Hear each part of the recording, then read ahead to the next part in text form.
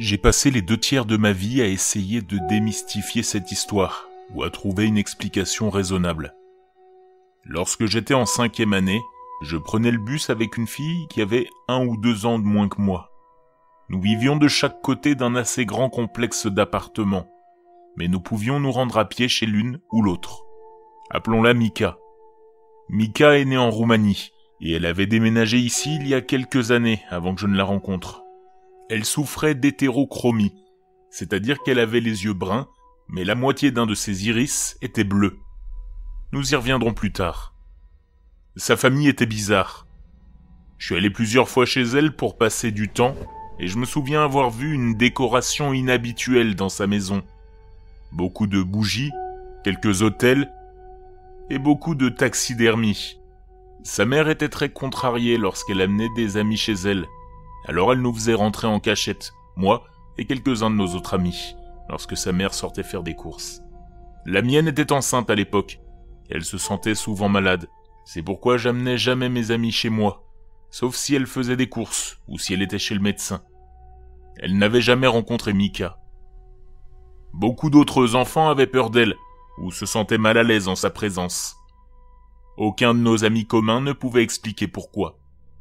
Après quelques mois de fréquentation, elle a commencé à me dire que sa famille suivait un système de croyances similaire au paganisme.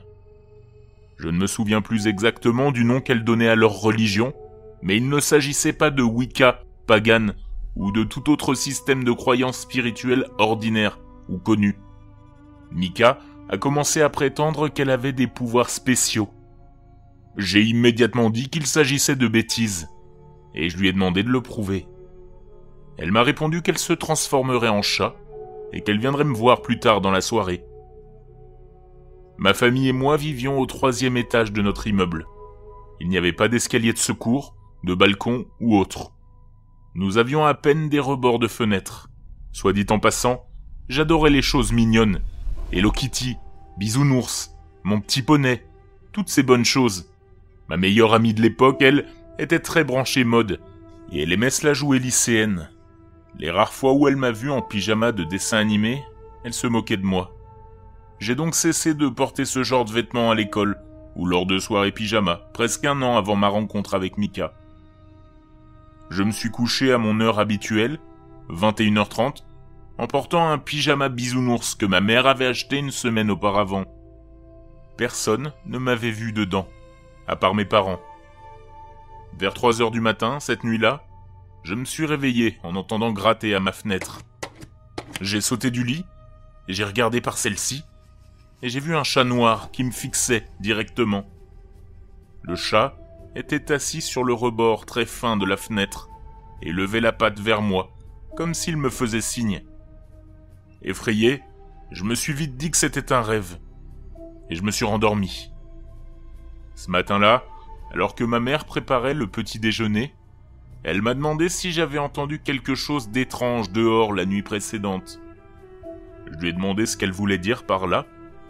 Elle m'a dit « J'ai vu une des choses les plus étranges la nuit dernière.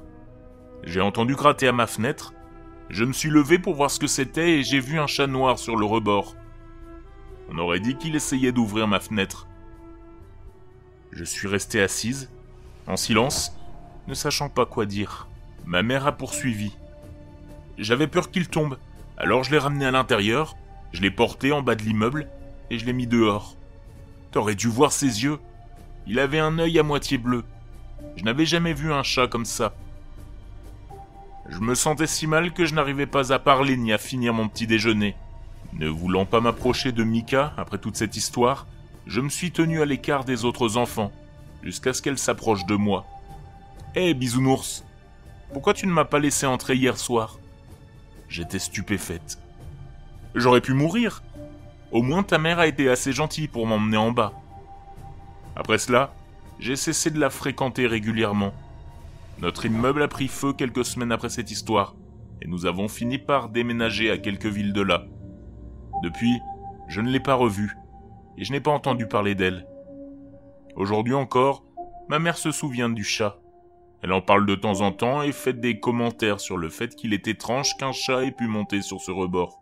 Cela fait 20 ans que je me creuse la tête pour trouver une explication. Si quelqu'un en a une, j'aimerais bien la connaître.